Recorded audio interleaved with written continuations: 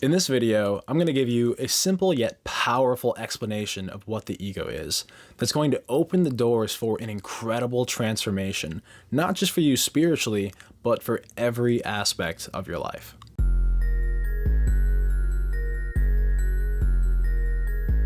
Welcome back, my friends. My name is David. I help people heal and awaken by sharing lessons that I'm learning on my journey of awakening. So today we're talking about the ego, and this is one of the most important topics that I have ever covered and will ever cover. Because this topic, the ego, is utterly foundational to your life. The ego is everything that you think that you are. Understanding the ego is going to serve as a foundation for your future spiritual growth, as well as any personal growth, any positive changes that you want to make in your life. This information is going to be crucial. And it's interesting because this information is not taught in schools. This is pretty much left out of mainstream society and conversations. Yet it is so unbelievably important. This is your entire life we're talking about. But most people tend not to focus so much on the big picture. But that's what we're going to be doing here today. So before we go any farther, I do want to issue a warning here, because some of these deep spiritual truths that I'm going to be sharing with you guys are really hard to stomach. See, your ego has built-in survival mechanisms. And when I share information with you that threatens your ego, you either deny it, or if you actually take it seriously and investigate this for yourself and see the truth for yourself, it's going to be shocking. It's going to be honestly terrifying. And that's kind of part of the process. But there's kind of no way around that fear, to be honest. But if you're willing to be uncomfortable and you're willing to actually investigate truth beyond your own self-agenda, then this video is for you. Without further ado, the first thing you should know about the ego is that it is false. Meaning, the ego is this web of beliefs, this web of concepts that you label as you. You say, oh, all of these things are me. The illusion is that you actually think they're you, but they're not actually you. They're just concepts in your imagination. So we're going to be making this distinction today between concept and reality. So I want you to just look at your body for a second. Just see it, just observe. Okay, and now close your eyes and think of yourself. Notice that you might get some mental image or a mental movie or some definition from a biology textbook of what a human is. Whatever it is, notice that whatever it is in your mind is different than what's actually the case. Notice at this moment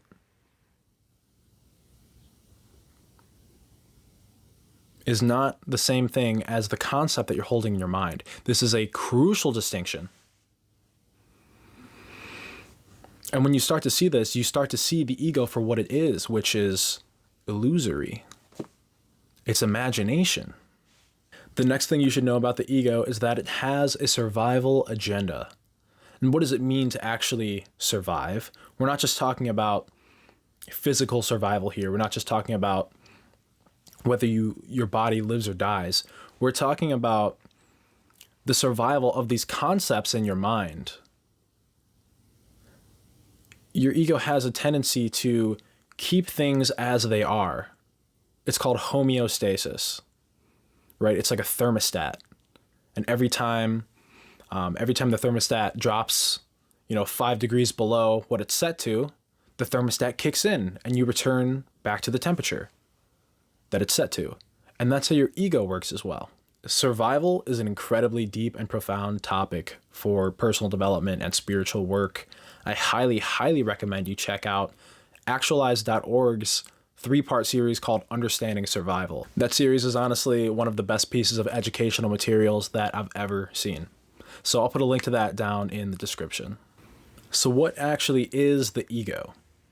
The ego is a web of concepts that you believe and identify with.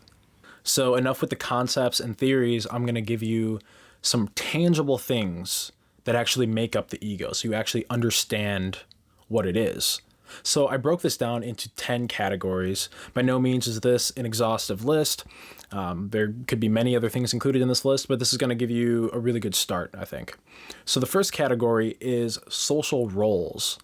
So this is how you relate to other people. So you might identify as a coworker or an employee, like, okay, I work for that person. Or you might identify as a mother or as a son or a brother or a cousin. All of these things are social roles. And notice that they are all concepts. Think of yourself as one of these roles. And just notice that there's a concept in your mind. And that's actually what that social role is. It's a concept that you believe is true. You say, oh yeah, I am a son, or oh yeah, I am an employee. I do work for this person. That's what I am. Right? So you're identifying with it. Yes, that's part of your ego. And at first you might think, yeah, but these things are just these are true. These are just facts. This isn't ego. Again, we have to distinguish the reality of the situation with the concept in your mind that you're holding. So, yes, you might actually be a brother or a mother or whatever in reality, but the idea of yourself as a brother or a mother is just a concept. So just for now, just notice that distinction. Aside from these social roles, we also sort of have what I call meta social roles, where these impact how we interact with everybody, not just a certain set of people. So these are things like seeing ourselves as the hero, or as a martyr, or as a peacekeeper, or as the wounded healer. Right? A lot of people identify with these sort of traits, and they impact how they interact with everybody around them. The next category is gender roles. So this is a really confusing topic for a lot of people, but this becomes crystal clear and simple once you understand what we're talking about here. So why is it that there's so many hot debates about gender roles and, oh, there's only a man and a woman, and all these people are identifying as all these things? Well, it's because what is gender roles? It's a concept. It exists in imagination. Therefore, it's not limited by your biological body parts or anything else physical. It's grounded in imagination. It's grounded in consciousness.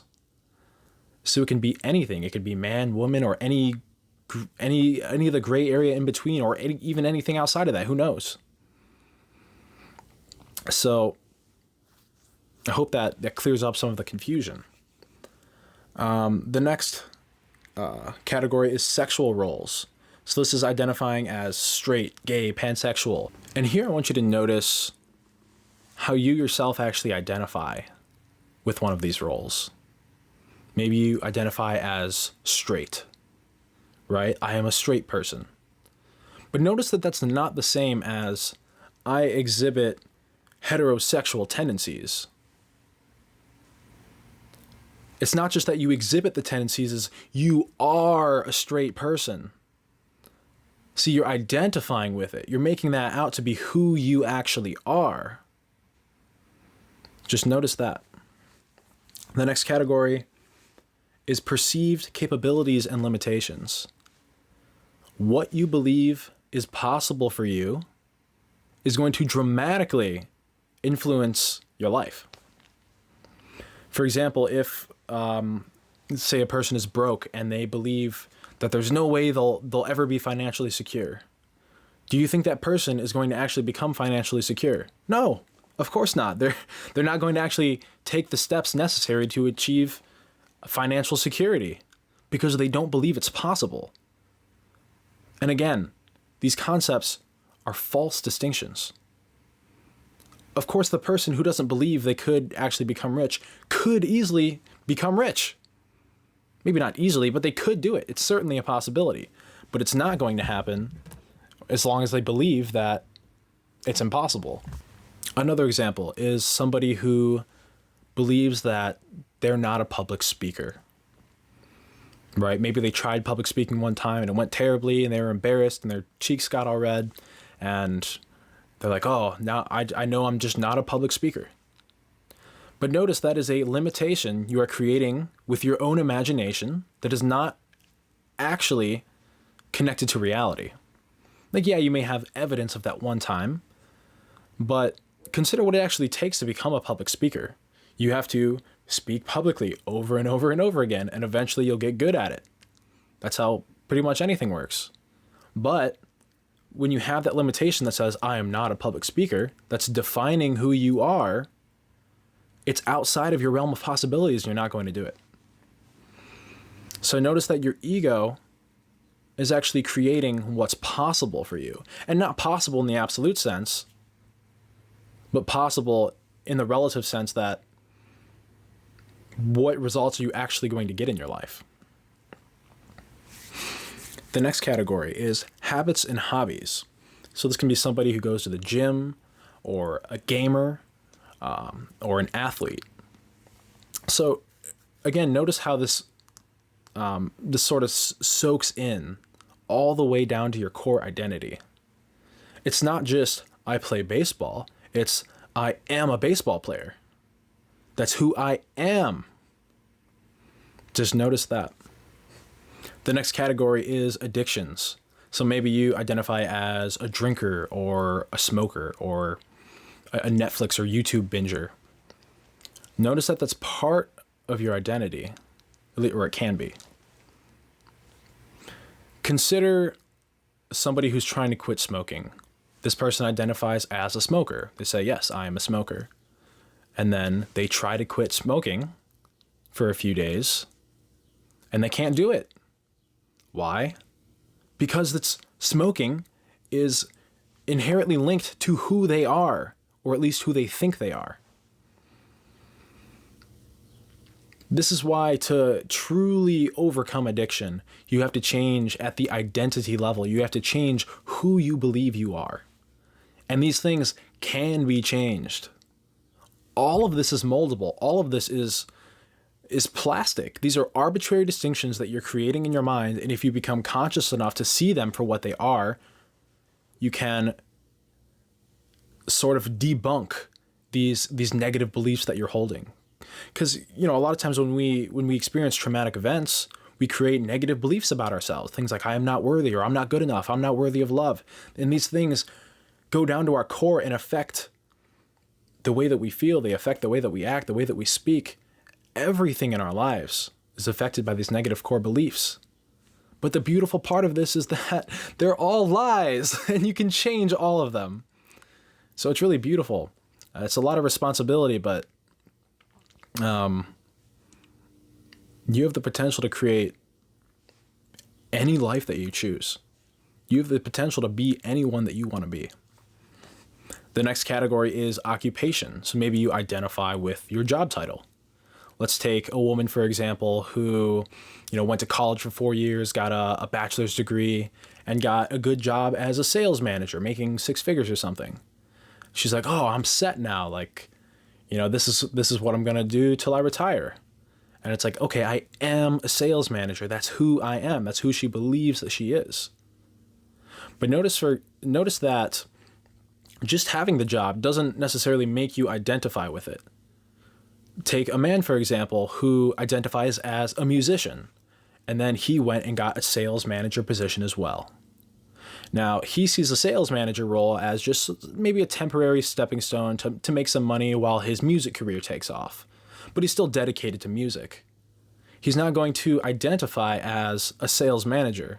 He's still going to identify as a musician because that's who he is in his mind. Also, something I'll mention here is that something inherent to the ego, one of its defense mechanisms, its survival mechanisms, is clinginess to itself, to its own identity. So the person who's a sales manager, if their job is threatened and they think they're going to get fired, they're going to be terrified because this is their sense of self. This is who they are. losing their identity is literally in the sense of survival, the way that we're talking about it with the ego is like death. Whereas if the musician lost his job, he might just say, oh, whatever, I'll find another job to make me money while I work on my music career. So when we identify with things, we become attached to them, and we must sustain them at all costs. The next category is self-image, and this one is huge. So this is things like thinking like you're fat, or you're beautiful, or you're ugly, or you're thin, or you're confident, or you're a health nut, or you're attractive, you're smart. All of these things are part of your self-image, the way that you see yourself. But notice all of these things are just concepts. Maybe you identify as someone who is smart. Just bring that to mind. Like, close your eyes, think about your smartness. And notice it's just a concept. Like, it's like some image in your mind, maybe our mental movie that plays. And the delusion is you trick yourself into thinking, oh, this is the truth. But the truth, the reality of who you are, isn't actually the concept that you're seeing in your mind. But you have to be conscious enough to recognize that, because our default tendency is to identify with the ego. To identify with these concepts, we become attached to them, and we have to defend them. And that's where fear comes from. This process of constantly surviving, constantly looking out for threats, projecting ourselves into the future, projecting ourselves into the past to see who we are.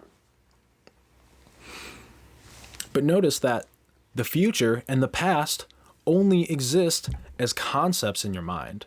Now, I'm not saying the past never happened. I'm not saying the future never will happen.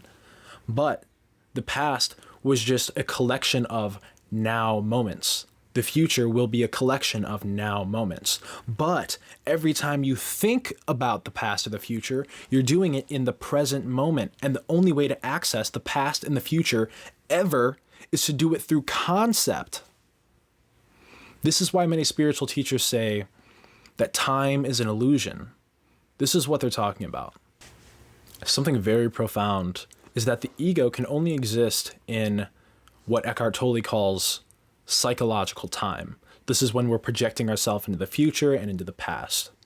That's the only time the ego exists. When we're actually present, when we're totally in the moment right now, there is no ego. There is only what actually is. There is only the truth.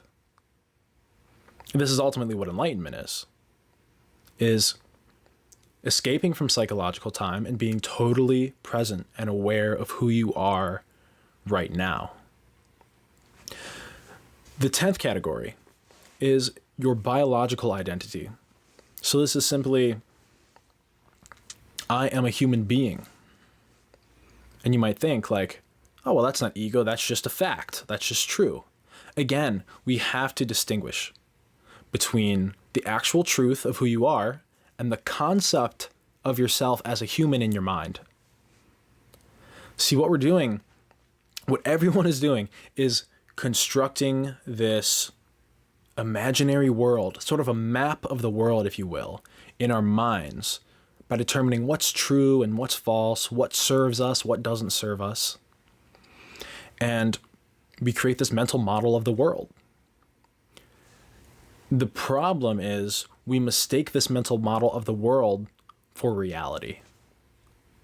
And we live our entire lives in this mental construction, rather than the only thing that is real, which is the present moment. But what actually is a belief? A belief is when you hold something as either true or false. The thing is, you can't hold the present moment and you can't label it. When you're labeling things true or false, you're actually labeling concepts. And remember that concepts in your mind only exist in your mind. They only exist in imagination. And they have no reality outside of that. The problem is we're mistaking the map for the territory, because remember, we're building this mental model, this mental map, And we actually believe it's true when we label something as true or false. But the concept itself is not the actual truth. It's just a model of the truth. But most people don't make that distinction. So this video is getting pretty dense, so I'm gonna end it here. There's a lot more I want to cover on this topic though, particularly how the ego tricks you and how it actually sabotages your own success and happiness. So make sure you subscribe and hit the notification bell if you want to see that when it comes out. And I appreciate you so much for watching. And thank you so much. I love you. And just remember, breathe. Just take a deep breath. It's all good. Everything in this present moment is okay. It's more than okay. It's perfect. It's beautiful. I'm grateful to be alive. I'm grateful for you. And I just want to say real quick that I'm so incredibly grateful to have this opportunity to share this information with you guys, because a few hundred years ago, I would not have been able to do this. A few hundred years ago, if I talked about the stuff that I talk about on this channel, I would literally be burned at the stake or put in jail or something. So this is really a golden age of opportunity, and I'm so grateful to be here sharing it with you guys. Thank you to all of you light workers, spreading your love, spreading your light to the world. I appreciate you. So grateful. Thank you. I love you. Goodbye.